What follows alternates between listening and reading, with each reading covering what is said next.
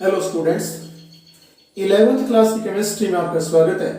हम लेसन पढ़ रहे हैं बेसिक कंसेप्ट्स ऑफ केमिस्ट्री, यानी कि रसायन विज्ञान की मूल अवधारणाएं। और इस लेसन में आज हमारा टॉपिक है यौगिकों का प्रतिशत संघटन ज्ञात करना। यानी आपको यौगिक दिया है, उस यौगिक में जो विभिन्न तत्व हैं, उन तत्वों का प्रतिशत आप जो कंपोनेंट है वो ज्ञात कीजिए। तो पहले मैं आपको बताऊं, जैसे कि एग्जांपल दे रहा हूं, जैसे अमोनिया है, ठीक है ना, और मैं कहूं 1 मोल अमोनिया है। कितनी बता रहा हूं आपको मैं? 1 मोल अमोनिया। तो मैं आपसे पूछूं कि बताइए 1 मोल अमोनिया में और अमोनिया के कितने ग्राम होंगे? तो अणुभार के बराबर होते हैं। नाइट्रोजन का अणुभार 14 होता है, एक हाइड्रोजन का 1 होता है। यहां तो 3 हाइड्रोजन है, तो ये 3 हो गया, 14 और 3 17। तो मैं यूं बोलूंगा कि अमोनिया के 1 मोल में नाइट्रोजन के 17 ग्राम होते हैं, या 17 ग्राम नाइट्रोजन में अमोनिया का 1 मोल होता है। दोबारा फिर सुन लीजिए, 1 मोल अमोनिया में अमोनिया के 17 ग्राम होते हैं। यूं बोल सकता हूं, या यूं कह सकता हूं 17 ग्राम अमोनिया में अमोनिया का 1 मोल होता है। 1 मोल अमोनिया में अमोनिया के 17 ग्राम होते हैं।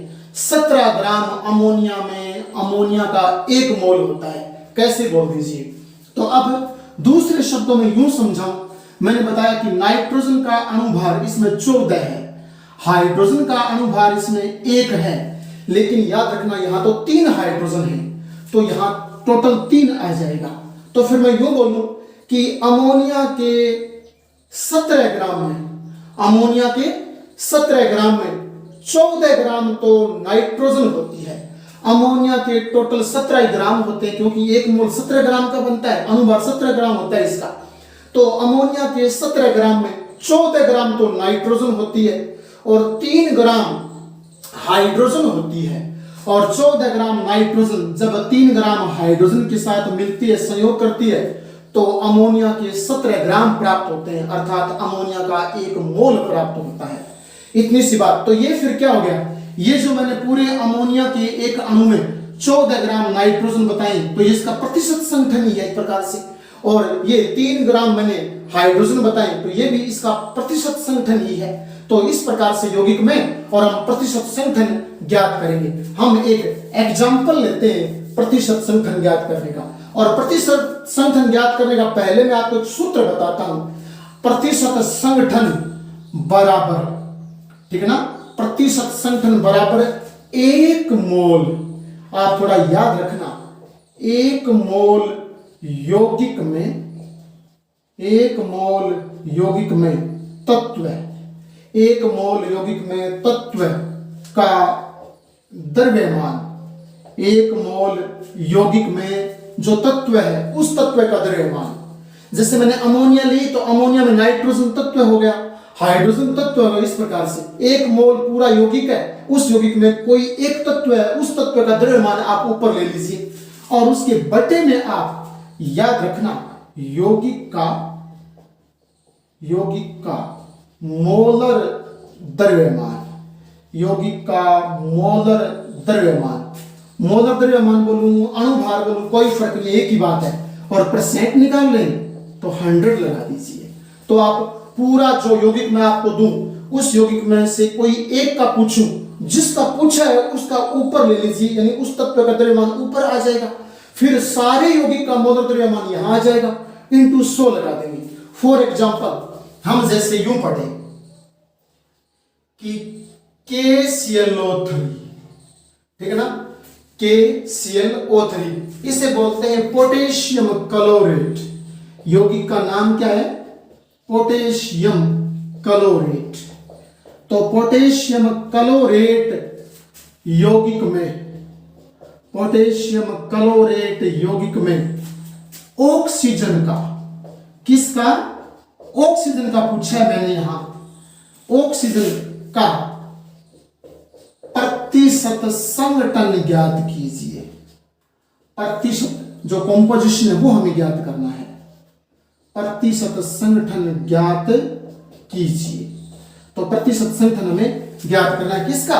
पूरे पोटेशियम क्लोरेट में इस ऑक्सीजन का, मैं यहाँ पोटेशियम भी पूछ सकता था, पोटेशियम का संगठन ज्ञात कीजिए, क्लोरीन का संगठन ज्ञात कीजिए, ऐसे में पूछ सकता था, लेकिन मैंने पूरे पोटेशियम क्लोरेट में से केवल आपको ऑक्सीजन का पूछा है। जिसका पूछा है तो पूरे यौगिक में से जिसका पूछा है उसका ऊपर ले लीजिए, उस तत्व का द्रव्यमान ऊपर आ जाएगा। ऑक्सीजन का तो यहाँ ऑक्सीजन का द्रव्यमान ऊपर आ जाएगा। टोटल मेरे पास ये पूरा यौगिक, ये इस पूरे यौगिक का द्रव्यमान यहाँ नीचे लगा दूंगा, इंटू 100 कर दूंगा। तो फिर मैं क्या लिखूंगा, हल करते समय क्या लिखूंगा, हल करते समय पहले हमें इसके पूरे द्रव्यमान की आवश्यकता होगी, तो मैं लिखूंगा KClO3 का मोलर द्रव्यमान, KClO3 का मोलर द्रव्यमान। पहले पोटेशियम है, याद रखना पोटेशियम हमेशा आवर्त सारणी में 19 नंबर पर आता है, और इसका 19 का दुगुना करूं तो 19 दूनी 38, लेकिन होता ये 39 है, इसका द्रव्यमान 39 हो जाएगा। ठीक है।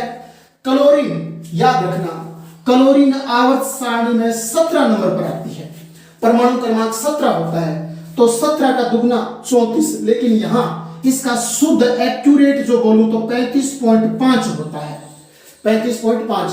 ये थोड़ा सा आपको ध्यान में रखना है इस प्रकार से। और यहां ऑक्सीजन है, ऑक्सीजन याद रखना ऑक्सीजन आवर्त सारणी में 8 नंबर पर आता है, इसका 16 होता है, लेकिन ध्यान देना यहां तो मेरे पास ऑक्सीजन के 3 परमाणु हैं, O+O+O 3 बार है। जब एक ऑक्सीजन का 16 हो तो 3 ऑक्सीजन का 16 इंटू 3 48 हो जाएगा।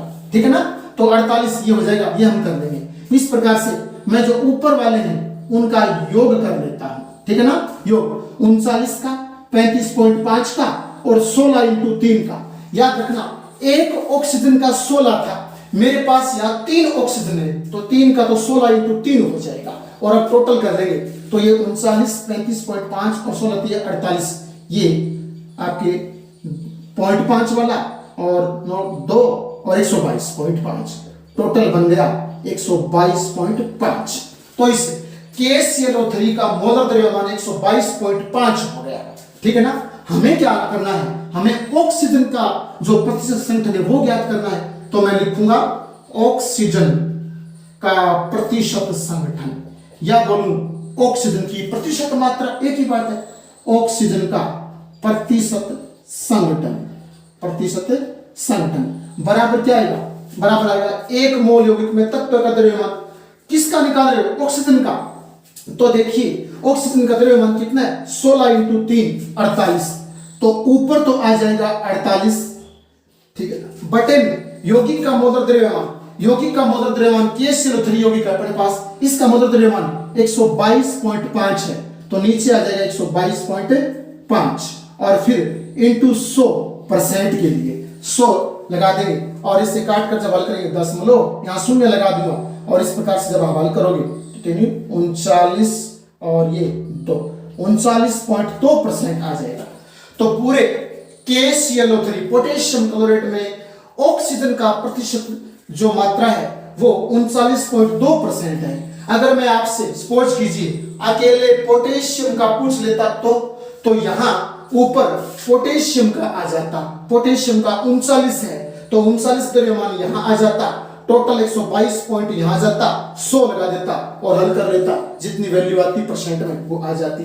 इसी प्रकार क्लोरीन का आपसे पूछूं तो आप क्लोरीन का कितना है 35.5, आप ऊपर यहाँ 35.5 लेते, नीचे टोटल 122.5 ही आएगा और इंटू 100 कर देते और यहाँ प्रतिशत उसका जो संगठन है वो आ जाता। और ऑक्सीजन का मैंने पूछ लिया, जिसका पूछा है उसका ऊपर आता है और टोटल का, टोटल यौगिक कौन सा है उसका पूरा द्रव्यमान यहाँ आता है, इंटू 100 लगा देते हैं और इसे हल कर देते हैं इस प्रकार से, और हम प्रतिशत संगठन है वो ज्ञात करते हैं।